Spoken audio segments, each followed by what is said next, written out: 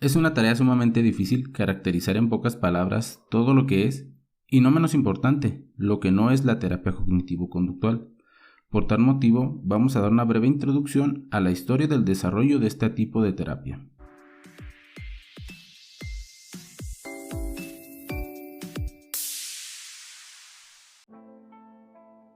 La terapia cognitivo-conductual posee 4 pilares teóricos básicos.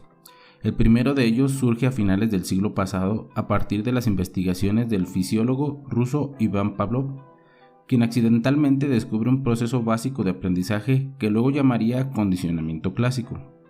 Muy sucintamente dicho, se trata de un proceso por el cual los organismos aprenden relaciones predictivas entre estímulos del ambiente. En el experimento típico de Pavlov, un perro aprendía a salivar ante el sonido de un metrónomo, cuando éste había sido presentado sucesivas veces ante la administración de la comida. De esta manera, el sonido juega un papel de una señal, que anticipa la aparición de un fenómeno relevante para la vida del organismo, el cual responde en consecuencia. Sobre los trabajos de Pavlov es que se inspira uno de los autores más conocidos y más asociados con la terapia cognitivo-conductual. Hablamos de John D. Watson, quien aplicando los principios del condicionamiento clásico para remitir la fobia de un niño, funda las bases de lo que hoy se conoce como el conductismo. Comúnmente se realiza una distinción entre el conductismo watsoniano o radical y el conductismo metodológico. Y en verdad, esto último es lo que hoy conservamos en la terapia cognitivo-conductual. De los aportes de Watson, su énfasis en el conocimiento como tema de la psicología y el uso del método científico como un método para estudiarlo. Hacia el año 1930, las investigaciones de Skinner plantean la existencia de otro tipo de aprendizaje, el condicionamiento instrumental u operante, proceso por el cual los comportamientos se adquieren, mantienen o extinguen en función de las consecuencias que las siguen. La gran cantidad de investigaciones desarrolladas a la luz de estos paradigmas mencionados pasaron a formar lo que hoy se conoce como teoría de aprendizaje, la cual históricamente ha nutrido con hipótesis a la terapia cognitivo-conductual. Hacia la década de 1960, los trabajos encabezados por Albert Bandura comienzan a conformar un nuevo conjunto de hipótesis, cuyo énfasis recae en el papel que la imitación juega en el aprendizaje. Las investigaciones llevadas a cabo en esta línea cobran cuerpo en la teoría del aprendizaje social, desde la cual se afirma que el aprendizaje no solo se produce por medio de la experiencia directa y personal, sino que fundamentalmente en los seres humanos, la observación de otras personas, así como la información recibida por medio de símbolos verbales o visuales, constituyen variables críticas.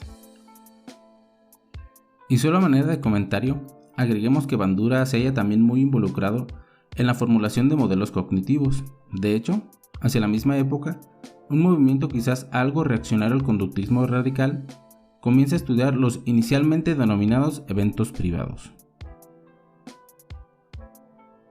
Mencionemos a Aaron Beck y Albert Ellis como dos de los representantes principales en lo que a la clínica se refiere. Aunque desarrollados de manera relativamente independiente, sus dos modelos de intervención terapéutica denominados respectivamente terapia cognitiva y terapia racional emotiva, en lo esencial coinciden. En efecto, ambos hacen hincapié en las influencias que el pensamiento ejerce sobre las emociones, aunque desde el inicio admiten que no toda vida emocional puede explicarse por el pensamiento. Por otra parte, el pensamiento de un individuo refleja su sistema de interpretación del mundo, vale decir, un conjunto de creencias, supuestos y reglas subyacentes que por lo general no son plenamente conocidas por las personas. Estos son en breve los 4 pilares básicos de la terapia cognitivo-conductual: el aprendizaje clásico, el aprendizaje operante, el aprendizaje social y el aprendizaje cognitivo.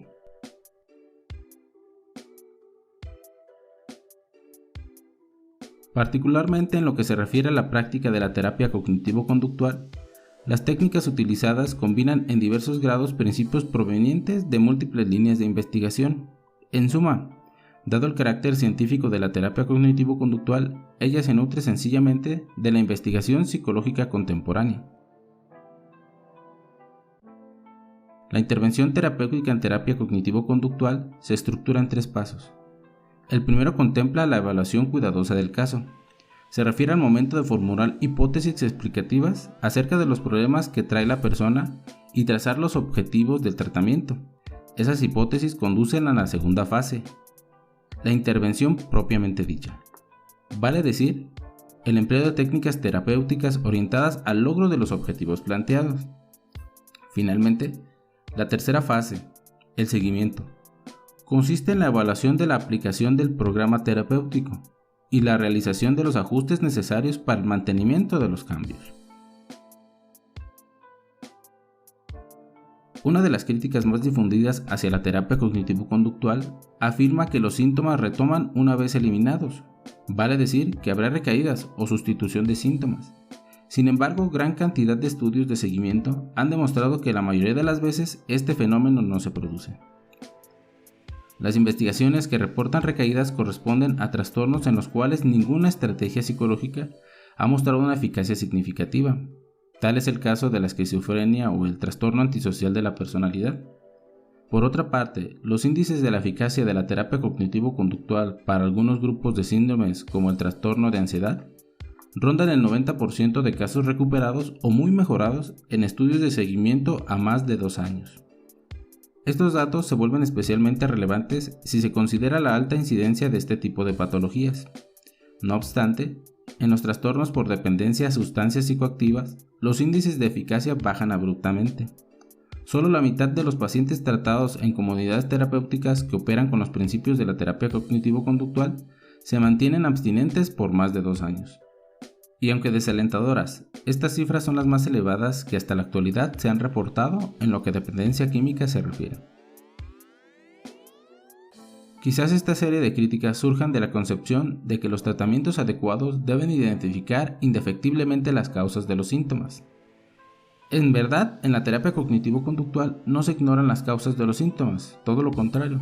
Ellas juegan un rol muy importante en la elección de las estrategias terapéuticas a implementar. Sin embargo, no es en el contexto clínico donde procuramos identificar esas causas.